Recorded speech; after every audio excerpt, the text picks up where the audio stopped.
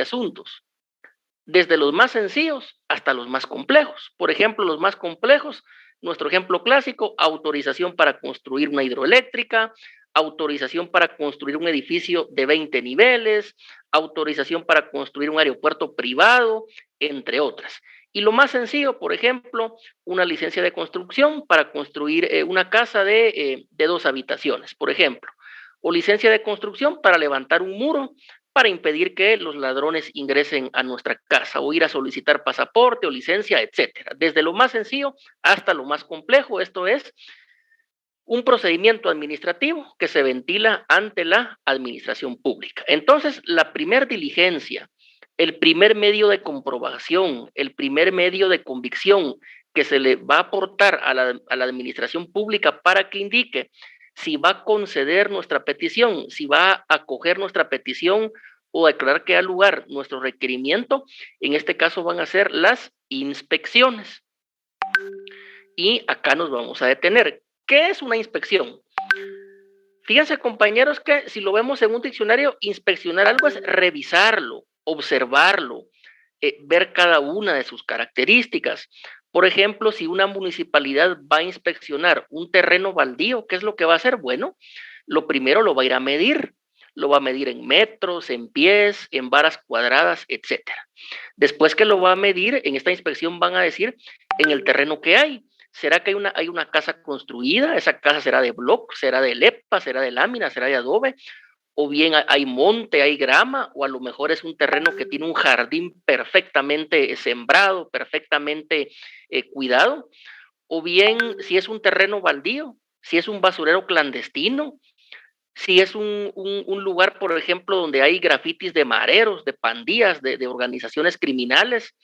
O bien por medio de esa inspección se va a poder ver si en ese terreno, por ejemplo, ahí producen droga, desmantelan carros robados, secuestran gente, o bien a lo mejor si este terreno tiene rótulos de no se vende, no se alquila, etcétera. Eso es una inspección, ir a observar y en un acta consignar o escribir todo lo que sea referente a un terreno o a una casa. Eso es una inspección. Se puede inspeccionar un terreno, un edificio, una universidad, se puede inspeccionar un río, un lago, se puede inspeccionar un vehículo, se puede inspeccionar un tractor, una bulldozer, un molino de masa de nixtamal, se puede, por ejemplo, inspeccionar el menaje de casa de una persona. Es decir, hay una cantidad extrema de objetos o de instrumentos que se pueden inspeccionar, pero para el caso de nuestro derecho procesal administrativo, esa inspección por lo regular va a ser sobre terrenos, va a ser sobre casas, sobre predios, o bien sobre, por ejemplo, sobre un río, sobre un pozo de agua potable, sobre un sistema de drenajes. Eso es inspeccionar. Esta inspección, lo importante, compañeros, es que la va a practicar un individuo o una comisión que pertenezca a la administración pública. El clásico ejemplo es cuando una municipalidad envía a una casa o a una comunidad a un síndico, a un concejal y al secretario municipal a inspeccionar, por ejemplo, un muro.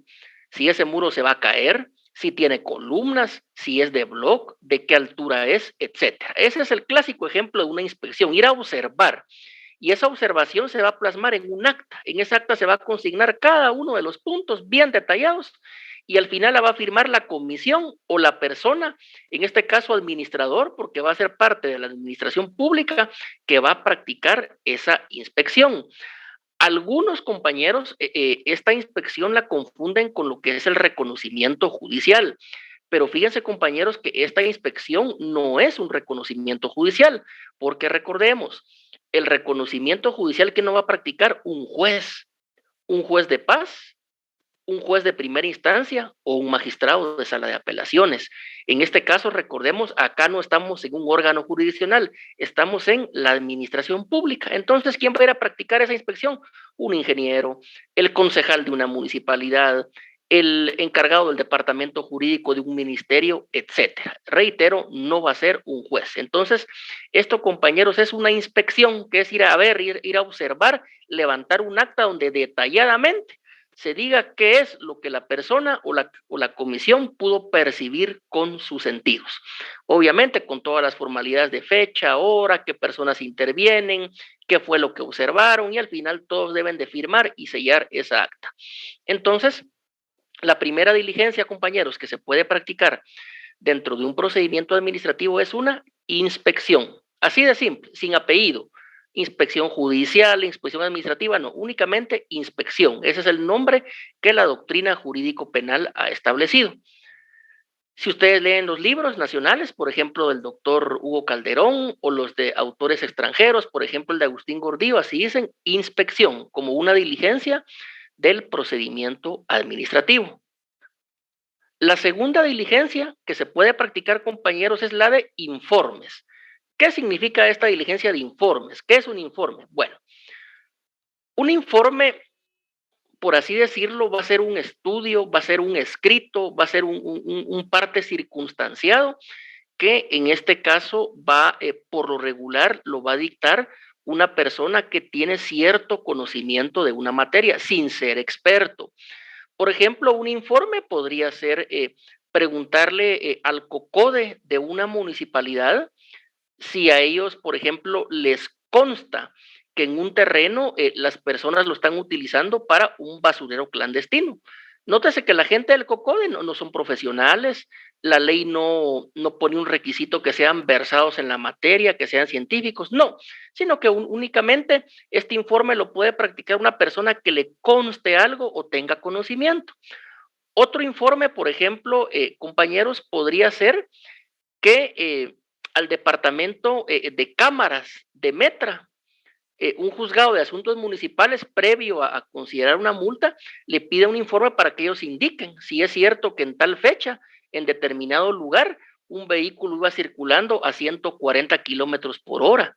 Entonces, acá se le va a indicar en qué calle, qué avenida, qué dirección, qué día, y si hay una cámara municipal ahí de Metra, van a remitir el informe y van a decir, bueno, sí, efectivamente, el vehículo con placas tales, el 22 de mayo a las 8:30 pasó a 140 kilómetros por hora, cuando ahí la velocidad máxima es 70 kilómetros por hora y por lo tanto se presume que ha violado la ley de tránsito, el reglamento de tránsito y demás disposiciones municipales en cuanto a tránsito.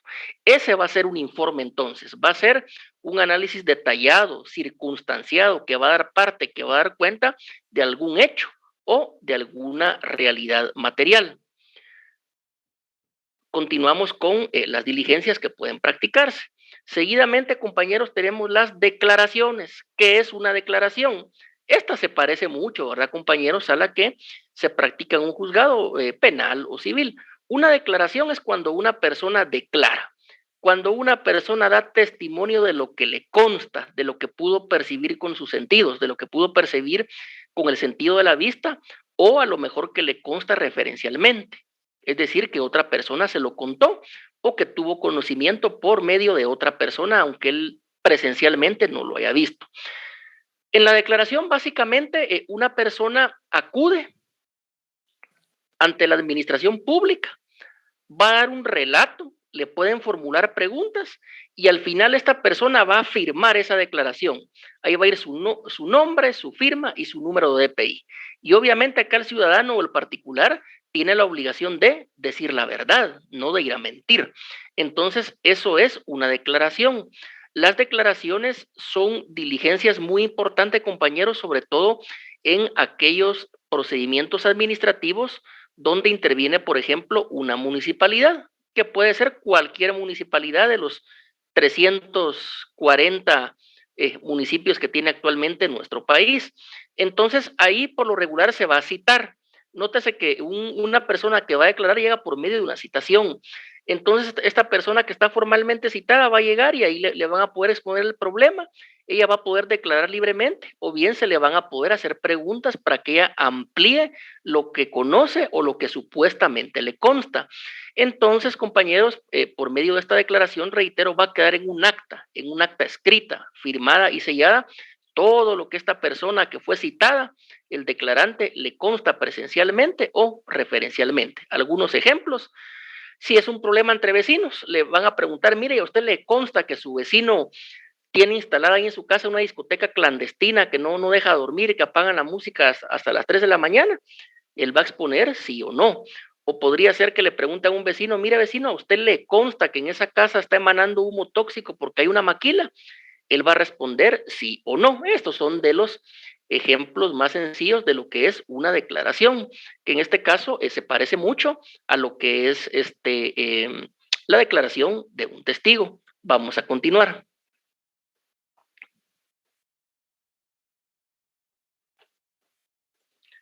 El siguiente medio, compañeros, va a ser, en cuanto a diligencias ante la administración pública, van a ser los expertajes.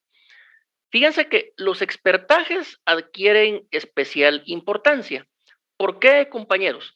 Porque el expertaje, valga la redundancia, lo va a practicar un experto, es decir, una persona que es versada en la materia.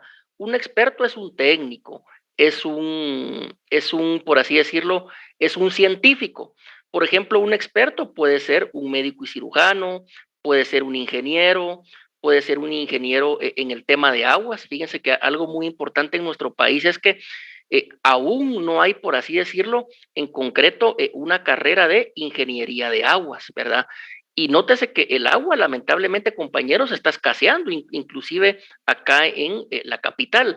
Sin embargo, hasta ahora hay una maestría y ¿cómo se le denomina? Se le denomina algo así como sobre saneamiento de aguas, ¿verdad? Pero, reitero, es un tema muy reciente.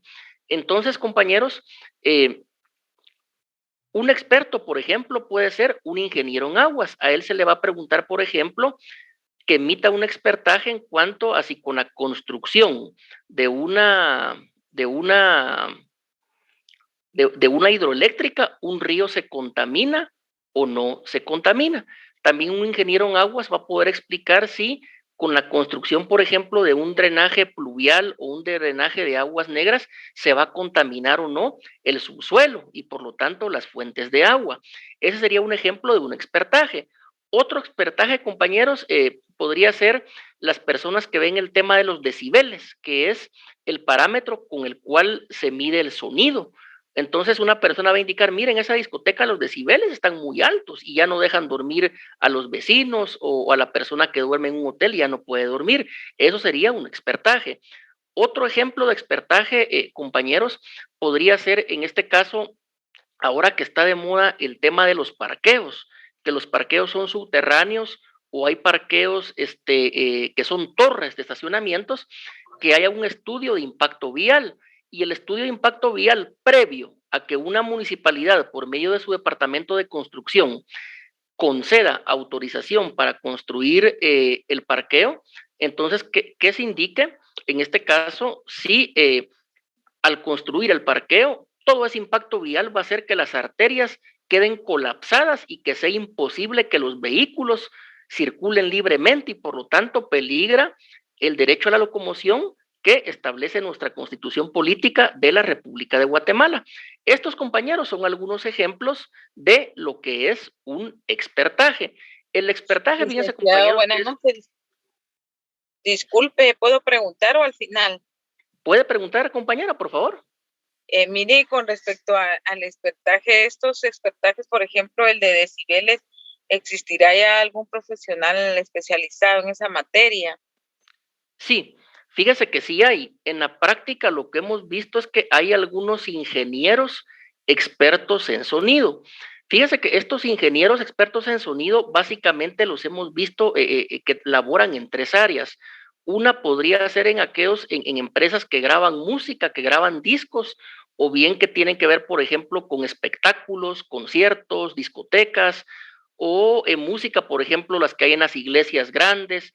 Hay algunos expertos en sonido. Entonces, estos ingenieros expertos en sonido son los que pueden calcular de una manera técnica y científica los decibeles o el nivel de volumen que puede generar cualquier actividad humana, llámese concierto, fiesta, servicio religioso, partido de fútbol, etcétera.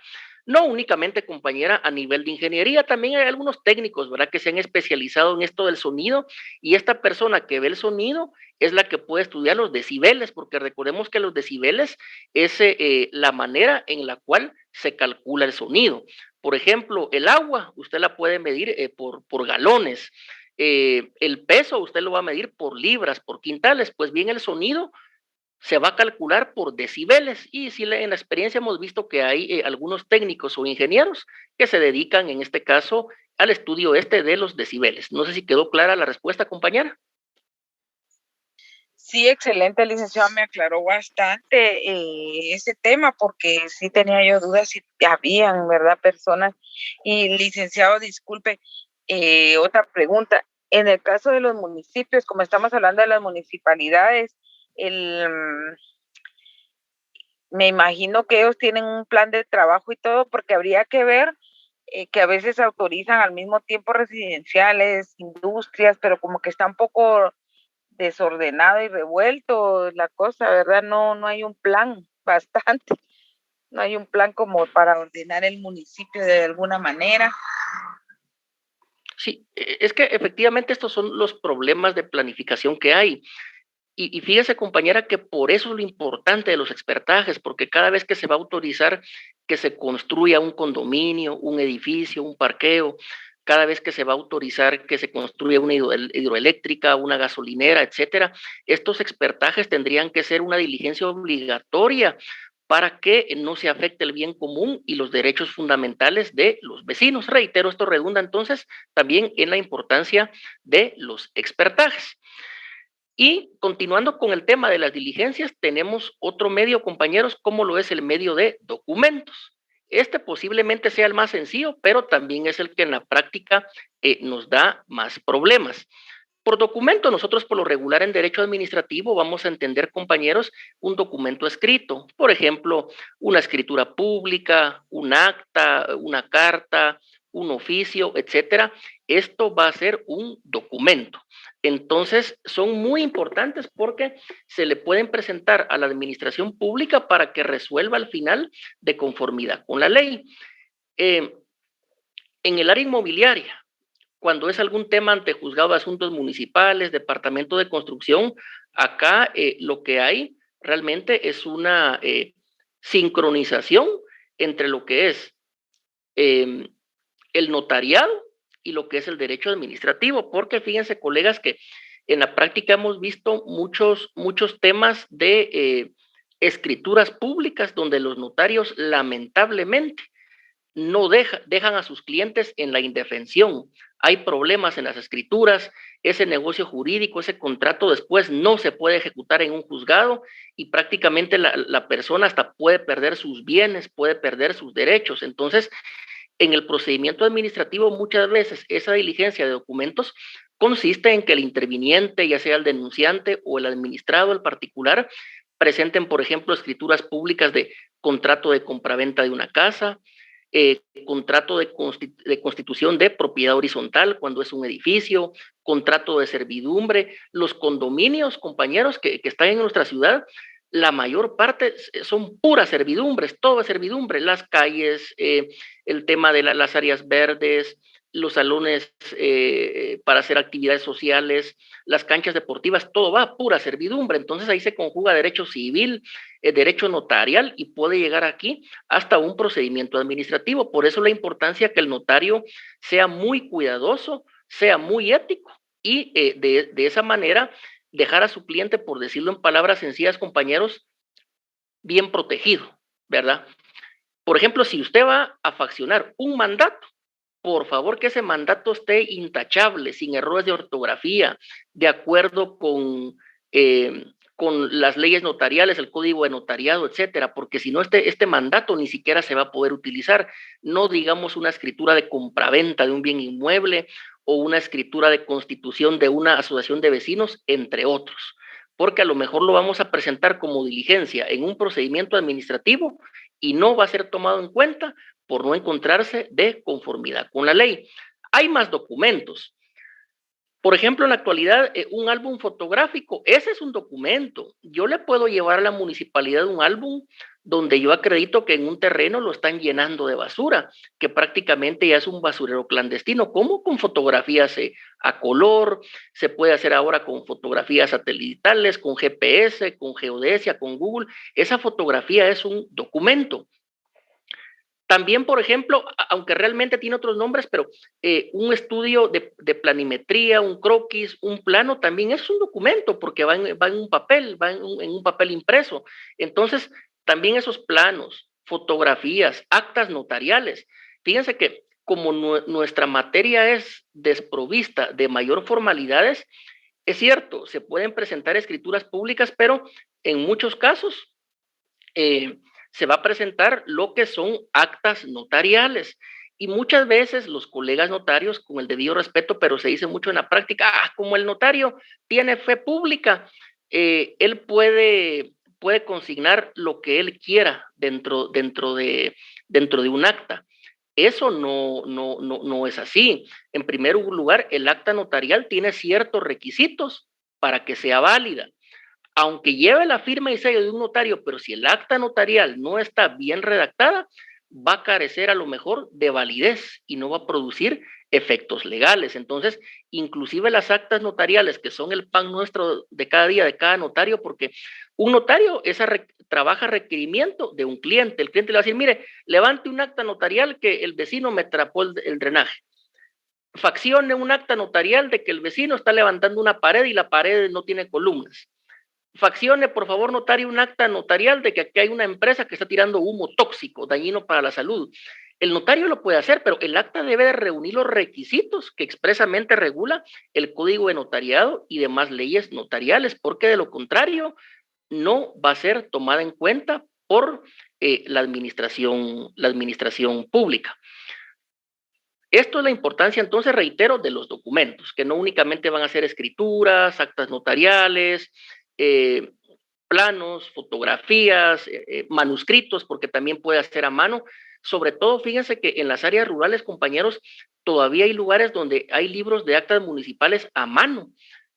Yo tuve la oportunidad en un municipio donde laboré de ver, por ejemplo, un acta de un terreno comunal. Se le llama terreno comunal porque es propiedad de toda una comunidad donde van a sembrar todos y todos van a cosechar un área proporcional. Estaba a mano. Ese es un documento, aunque fuera a mano, pero era un documento. También documentos pueden ser, por ejemplo, compañeros, libros de contabilidad. Acá hay que detenerse porque recordemos que los libros de contabilidad por lo regular son los que vamos a tener que presentar ante la Superintendencia de Administración Tributaria SAT. Por ello es muy importante que estos libros también estén ordenados, faccionados, de conformidad con la ley. Acá los compañeros que son peritos contadores manejan este tema mejor que nosotros, pero esa es también una gran importancia que en este caso tienen los libros de contabilidad. ¿Esto por qué lo digo? Porque esta sería la diligencia, en este caso, de lo que son los documentos. Hasta lo que llevamos aquí, ¿tienes una pregunta? Sí, yo tengo una pregunta en el tema de los documentos. Las declaraciones juradas podrían ser de utilidad en este tema. Por supuesto, y las declaraciones juradas, por lo regular, van a ir faccionadas en lo que es un acta notarial. También son muy importantes, que también tiene una serie de elementos que establece el Código Notariado con los cuales se debe de cumplir. Y tenemos enseguida, compañeros, lo que son otros medios científicos. Acá el derecho procesal administrativo es muy amplio, porque en estos otros medios científicos van a caber cualquier cantidad de diligencias que la ciencia moderna nos permita utilizar. Ahora recordemos, está de moda el GPS, ¿verdad? Para medir una distancia de un lugar a otro, se puede con GPS, se puede medir las coordenadas en un lugar, aunque no tengamos la dirección con nomenclatura, pero se pueden ver las coordenadas como que fuera una brújula y eso es preciso, no falla. Entonces, muy importantes medios científicos, en este caso como diligencias administrativas. Y esos medios científicos, ¿qué es lo que hemos visto en la práctica, compañeros? Por ejemplo, hemos visto los estudios de GPS, satelitales, cartografía satelital, que son aquellos mapas que se realizan por medio de satélites, se utilizan las coordenadas, el GPS, todo esto procesado por una computadora. Ese sería, en este caso, un medio científico. Todo lo que la ciencia moderna nos ha brindado en la ingeniería, en la arquitectura, la ingeniería eléctrica. Fíjense que hemos puesto mucho durante nuestro curso el ejemplo de la construcción de una hidroeléctrica. Carrera de ingeniería eléctrica, por ejemplo, ya hay. Entonces, estos ingenieros eléctricos, que valga la redundancia, dicen que son los que más número de cursos de matemáticas estudian durante su carrera. Ellos pueden elaborar un medio científico y este medio científico incorporarlo a nuestro expediente administrativo como una diligencia. Y así hay más ejemplos, ¿verdad? Ahora que está de moda el tema del ADN, que está de moda el tema de la ciencia molecular, etcétera. Todo esto se puede utilizar en un procedimiento administrativo, porque tal y como dijimos, compañeros, el procedimiento administrativo va a ir desde lo más leve, que es una pequeña autorización, hasta lo más complejo, donde tiene que ver edificios, estadios, parqueos, hidroeléctricas, autorización de minas, níquel, oro, hasta uranio, dicen que hay en Guatemala ahora. Entonces, digamos, en todo esto debe existir o puede existir un medio científico. La siguiente diligencia, compañeros, esta tal vez es de las más importantes y es las que en la realidad práctica a veces son muy deficientes, los dictámenes jurídicos. ¿Qué es un dictamen jurídico? Fíjense que definitivamente un dictamen sí lo va a tener que elaborar una persona versada en la materia. En este caso, un dictamen jurídico, ¿quién lo va a poder firmar? Un abogado y notario, con número de colegiado activo, con firma y sello registrado. No va a poder ser una persona empírica, una persona que cerró pensum, no, va a tener que ser un abogado y notario. Y qué mejor que ese abogado y notario sea una persona experta o especializada en lo que es derecho procesal administrativo. Porque recordemos que alguien que sabe derecho procesal administrativo va a conocer muy bien lo que es el procedimiento administrativo, sus fases y entre esas fases lo que son las diligencias. Entonces, un dictamen jurídico, ahí el abogado experto debe de exponer su leal saber y entender sus motivos, su criterio jurídico, pero no un criterio jurídico antojadizo, sino que bien sustentado, un criterio jurídico bien razonado. Él debe de indicar ahí, por ejemplo, en qué doctrina se basa, en qué autor, cómo adquirió ese conocimiento. Inclusive ahí puede acreditar su calidad, si tiene una maestría, un doctorado, cuántos años de experiencia tiene una institución, etcétera. Esto va a ser un dictamen jurídico donde por lo regular un abogado va a indicar si esa resolución o ese acto administrativo con el cual finaliza el procedimiento administrativo y que se va a dictar en virtud ya sea de la denuncia o de la petición de un administrado o bien que ha iniciado de oficio por parte de la administración pública, si está de conformidad o no con la ley. Es decir, si es un acto ilegal o es un acto legal o es un acto jurídico o es antijurídico. Por eso la importancia de un dictamen jurídico. A ustedes, por ejemplo, cuando ya se hayan graduado y algunos laboren en una institución pública, les van a preguntar, bueno, licenciado fulano de tal, por favor emita dictamen jurídico en el sentido que si en la constitución, por ejemplo, en la constitución de esta asociación de vecinos, se cumplen los requisitos que la ley señala y usted va a tener que redactar el dictamen jurídico o se le va a decir, señor licenciado, experto en asuntos jurídicos, emita dictamen si en el procedimiento para autorizar la operación de esta mina se ha cumplido con la legislación nacional y se han cumplido con lo que establecen los instrumentos internacionales en materia de derechos humanos o no. Entonces, en este caso, esto va a ser un dictamen jurídico donde se va a llegar a una conclusión jurídica, una conclusión de derecho. Acá el abogado se va a tener que basar en leyes, en la Constitución Nacional o en instrumentos internacionales ratificados por el Estado de Guatemala y que por lo tanto son vigentes en nuestro país. Aparte de los dictámenes jurídicos, compañeros, tenemos lo que son los dictámenes técnicos. Estos dictámenes técnicos no necesariamente los... Sí, adelante. En ese caso, el dictamen jurídico prácticamente se convertiría en un dictamen también de experto, ¿verdad? Experto en leyes, en ciencias jurídicas. Sí. Es cierto, porque recordemos que expertaje o experto viene de expertise, ¿verdad? Entonces, ¿cuál es la expertise de un abogado? La ciencia jurídica, el derecho penal, el derecho civil, el derecho administrativo, etcétera. Entonces, en este caso sí se podría considerar, pero el nombre correcto, el nombre que nuestra ciencia le ha dado es dictamen jurídico, porque lo hace un jurista, un abogado. La siguiente diligencia, compañero, sería el Buenas dictamen noches, técnico. licenciado. Disculpe, yo tenía una duda. Adelante. ¿Los dictámenes jurídicos llevan timbres? ¿Y de cuánto se coloca? Sí, lo que sucede es que recordemos, compañera, que esta ley del timbre, está el timbre notarial, el timbre forense.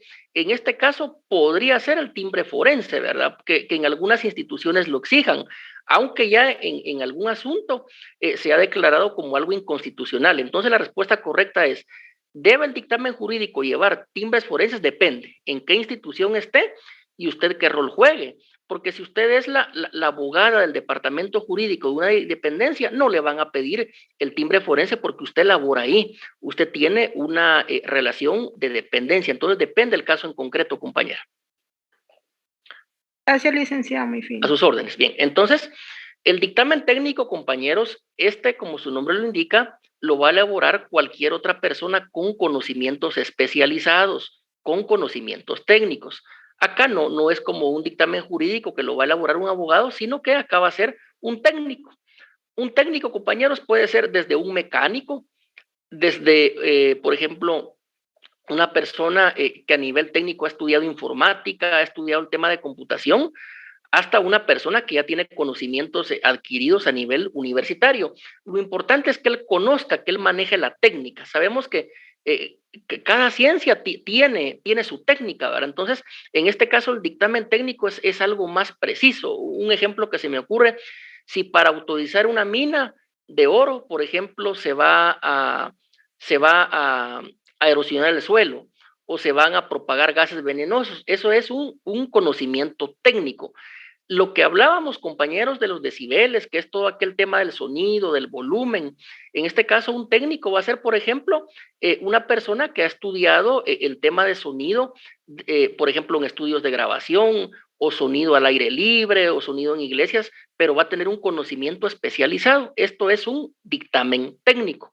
Un ejemplo sería que le pregunten a un técnico, señor técnico, si se autoriza aquí el funcionamiento de una discoteca, el nivel de decibeles va a perturbar la paz social, va a desvelar a los vecinos, le va a provocar malestar a los comercios. Ese sería un dictamen técnico. Acá lo importante, compañeros, es que en un dictamen técnico y en un dictamen jurídico, al final va a llevar lo que son conclusiones. Entonces, estas conclusiones son las que va a tomar en cuenta el administrador, es decir, la administración pública, para dictar una resolución administrativa, que puede ser con lugar o sin lugar. Puede ser, se autoriza la licencia o no se autoriza la licencia. Entonces, de ahí la importancia de dictámenes jurídicos y dictámenes técnicos.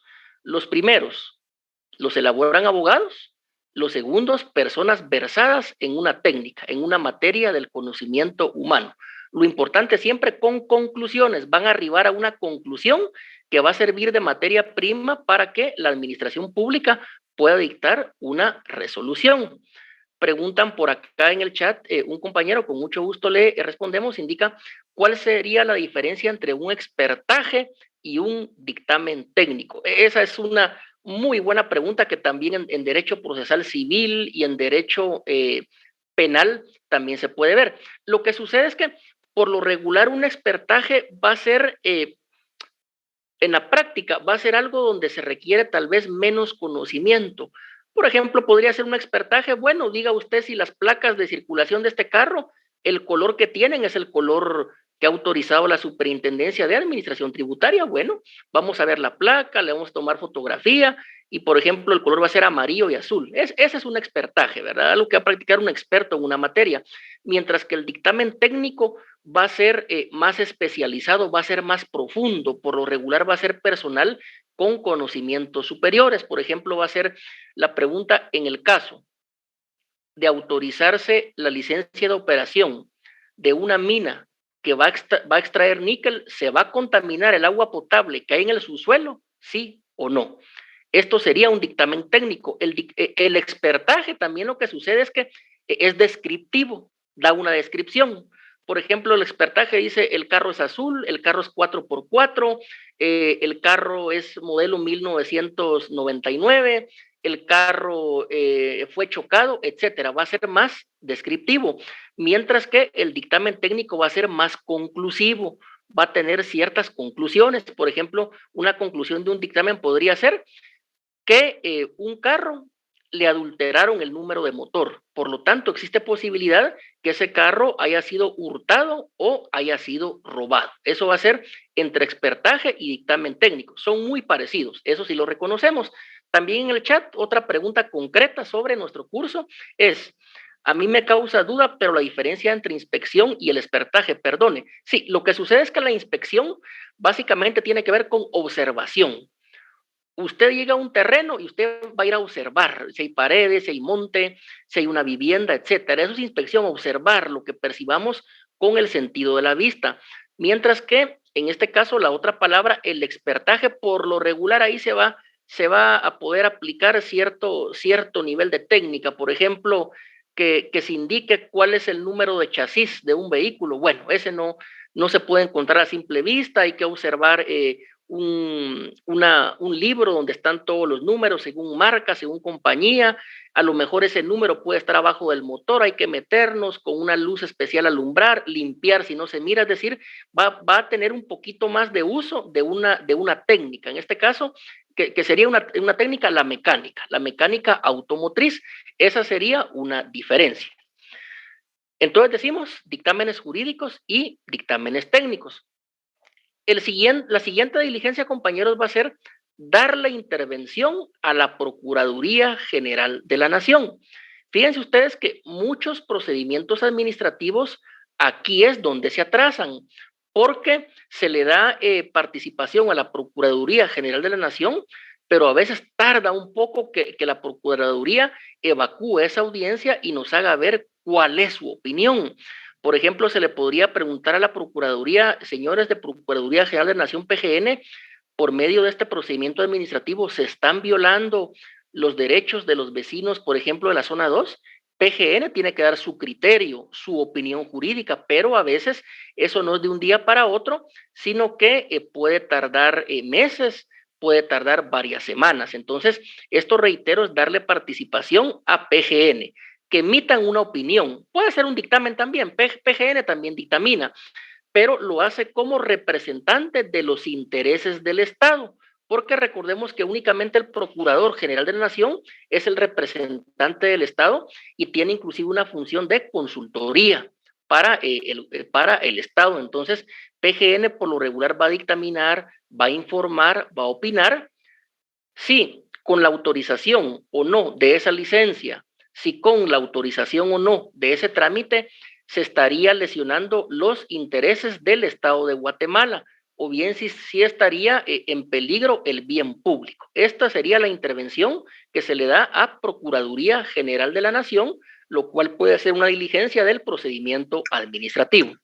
Licenciado, disculpe, en este caso de la intervención de la PGN, solo lo puede solicitar en el momento del procedimiento, puede solicitar cualquier ciudadano, no necesariamente los de la MUNI, sino que o uno proponer que se pida esa opinión. Sí, lo que sucede, compañera, es que por lo regular, como las leyes administrativas son varias, entonces la misma ley o reglamento va a decir si en ese procedimiento administrativo es obligatorio o no dar la intervención a la Procuraduría General de la Nación, aunque la administración pública sí lo puede hacer de oficio, preguntarle a PGN su opinión. Pero usted, como abogado experto en derecho administrativo, velando por los intereses de su cliente, de su patrocinado con diligencia, con ética, con honorabilidad, usted le va a poder pedir a la administración pública, con base al artículo 28 de la Constitución, que es el derecho de petición que tenemos todos los ciudadanos ante la administración pública, que le pida su opinión o pida dictamen de PGN. Y entonces ahí la administración pública, bueno, con base al requerimiento que me están haciendo, yo le pido su opinión o su dictamen a PGN. Entonces, Por lo regular, en esas dos vías es donde se le puede dar intervención a PGN como representante de los intereses del Estado. Por lo regular, PGN lo que va a indicar es si con ese acto podrían violarse o no, o tal vez no violarse, sino que en este caso podrían perjudicarse los intereses del Estado o podría vulnerarse el interés público. Esa sería la participación, compañera, que se le puede dar a PGN. Continúo. Y la última diligencia, compañeros, en este caso, ya más que una diligencia, una fase del procedimiento administrativo sería el análisis de la evidencia o información recabada, porque todas estas diligencias que son parte de nuestro procedimiento administrativo son evidencia, son medios de convicción, y la administración pública, recordemos, resuelve con base a diligencias, a dictámenes técnicos, jurídicos, documentos, intervención a PGN, etcétera. Y con base a esta evidencia o información va a resolver la administración pública. Es parecido a lo que sucede en el proceso judicial, que el juez civil, laboral o penal va a resolver con base a las pruebas. Nunca va a resolver un juez dentro de un Estado en derecho con base a rumores, a presión mediática, a presión política o a presión popular. Nunca lo va a hacer con base a ello, porque el juez únicamente está sujeto a la Constitución y demás leyes. Si alguien no está de acuerdo, puede presentar los recursos ante una sala de apelaciones, pero no se puede medidas de hecho, shows, chismes, etcétera. No, todo tiene que ser técnico jurídico en un proceso judicial. Igual va a ser en el procedimiento administrativo. La administración pública va a resolver únicamente con base a la evidencia o información recabada durante el procedimiento administrativo. Y esa evidencia o esa información, ¿de dónde van a ser? De las diligencias que se han practicado previamente, que son todas las que vimos el día de hoy: expertágenes, dictámenes técnicos, dictámenes jurídicos, etcétera. Entonces, lo que en un proceso judicial es la valoración de la prueba, en un procedimiento administrativo va a ser el análisis de la evidencia o la información recabada. Algunos autores también nos dicen que acá, al igual que en un proceso penal, se utiliza la sana crítica razonada, porque se utiliza el conocimiento, la experiencia, el sentido común, la lógica, y no dejan de tener razón. Pero esto va a ser, reitero, el análisis de la evidencia o la información recabada. Acá no se va a dictar una sentencia. Lo que se va a dictar va a ser una resolución administrativa, que, reitero, una resolución administrativa puede ser objeto de un recurso de impugnación administrativo, lo que en el proceso judicial sería que si alguien no está de acuerdo con una resolución judicial, únicamente lo puede impugnar por medio de un recurso.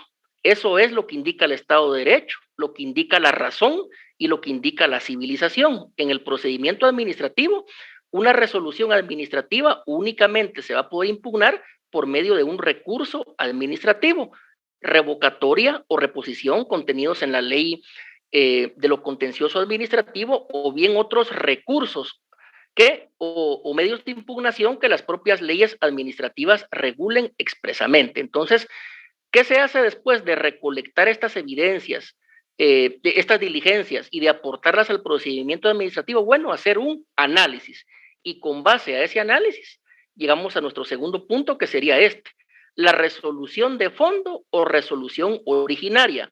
Se le llama resolución originaria, compañeros, porque es la primera resolución, es la que da origen.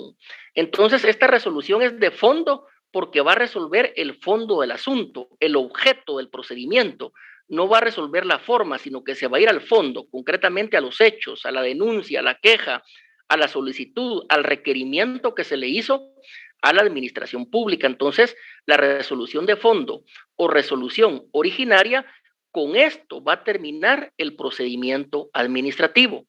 La resolución de fondo o resolución originaria o resolución administrativa únicamente la va a poder dictar la administración pública, y únicamente se puede impugnar u objetar por medio de un recurso administrativo. Y si en ese recurso administrativo nos es desfavorable, ahí sí ya nos podemos ir al siguiente tema, que va a ser el proceso contencioso administrativo. Entonces, compañeros, esa es la importancia, que esta resolución de fondo o resolución originaria, su materia prima, su medio de convicción va a ser, en este caso en concreto, lo que son las diligencias, todo lo que se ha actuado, expertajes, documentos, actas notariales, fotografías, estudios de geodesia, elementos científicos, estudio de aguas, estudio de electricidad, todas las diligencias que se han practicado van a ser la materia prima o va a ser en base a lo cual va a resolver la administración pública. Y en este caso sería la resolución de fondo o resolución originaria, que se espera que la administración pública, sea un juzgado de asuntos municipales, una dirección, un ministerio de Estado o una secretaría, se fundamente o tenga como base las diligencias y que sea con base a las diligencias que pueda resolver, no con base a medidas de hecho, no con base a protestas, no con base a actos ilegales o a presiones indebidas o abusivas, no, sino que únicamente con base a las diligencias que se han incorporado durante el desarrollo de nuestro procedimiento administrativo.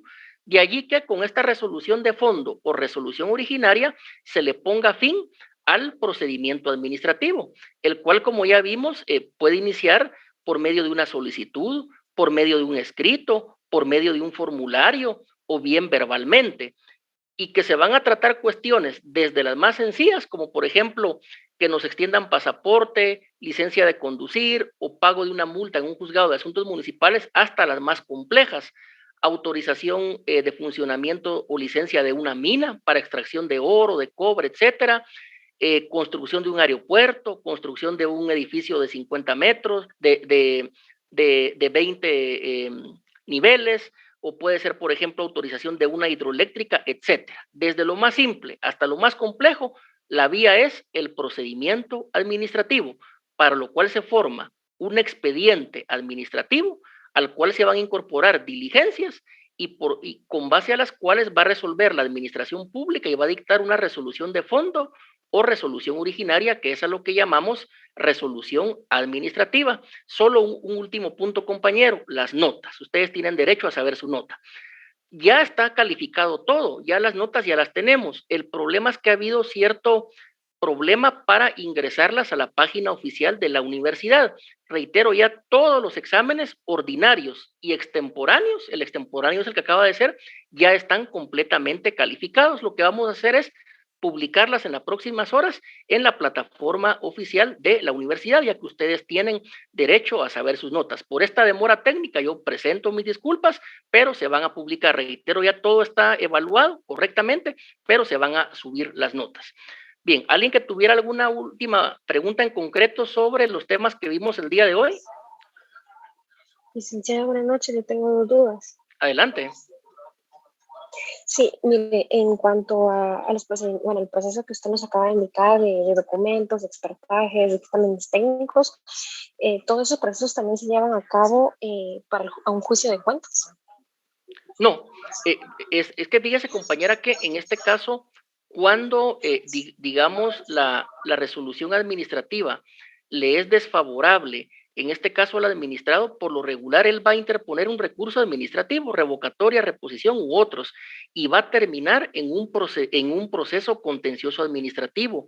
Por ello la importancia del proceso contencioso administrativo, porque ahí prácticamente va a ser el administrado contra la administración pública, y se va a tratar que por la vía judicial, por medio de la vía jurisdiccional, en este caso, se le tutelen los derechos al administrado que le han sido violentados por la administración pública por medio del procedimiento administrativo. Realmente el juicio de cuentas es distinto, porque en este caso acá sería la administración pública en contra de un funcionario que no ha rendido cuentas. Por lo regular tiene que ver con el uso de recursos públicos, mientras que el contencioso administrativo, ahí sí va a ser el administrado, el particular, en este caso, demandando por la vía contencioso administrativa al Estado de Guatemala, para que se tutelen sus derechos que fueron violados en el procedimiento administrativo.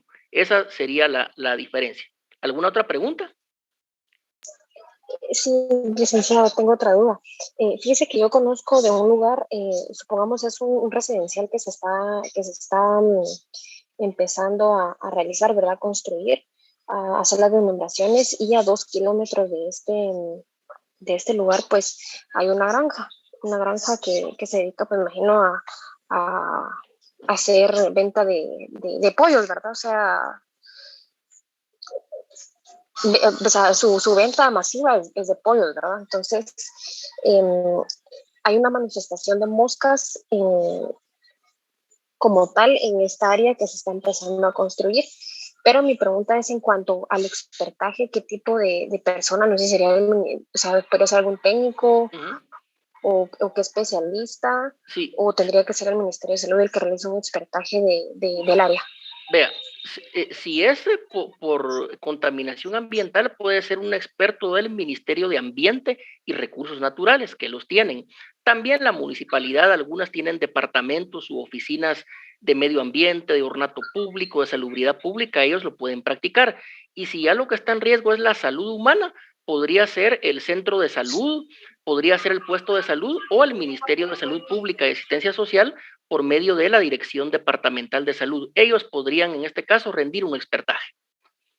¿Alguna última pregunta, compañeros, sobre los temas vistos en clase?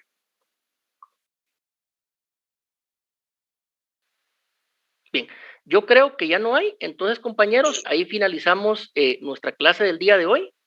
Buenas noches. Adelante, compañero. Buenas noches, licenciado. Con una gran molestia. Esto va en torno no tanto en su clase, sino a través de la nota. Yo tuve la oportunidad de hacer el examen extraordinario. Sin embargo, yo tuve una dificultad técnica y tuve que hacer 2 veces el examen extraordinario. Yo quisiera ver si tomó en cuenta lo que le había escrito por Classroom o ver qué solución se puede encontrar en ese sentido. Fue tomado en cuenta lo que dijo por Classroom. Gracias, licenciado. Más que todas esas dudas tenía. Gracias. Que pase feliz noche. Bueno, entonces creo que ya no hay más preguntas. Entonces, compañeros, esa fue nuestra clase del día de hoy. Desde ya les deseo una feliz noche a todos y que el día de mañana sea lleno de triunfos y de éxitos. Que tengan feliz noche. Muchas gracias, licenciado. Feliz noche. Feliz noche.